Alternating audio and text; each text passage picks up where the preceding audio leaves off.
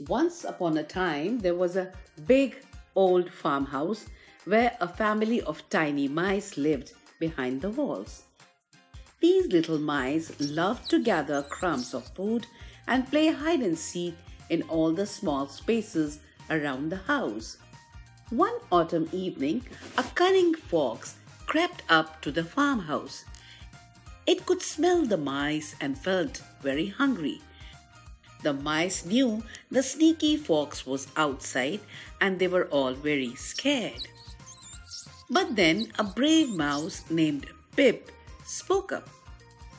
"Friends," he squeaked, "we can't let this fox scare us. There are many of us, but only one of him. If we work together, we can outsmart him." The other mice looked at each other with hope. Pip was right. Even though they were small, if they worked as a team, they could protect themselves. So the mice started running around, making lots of noise and dropping crumbs in different corners of their home.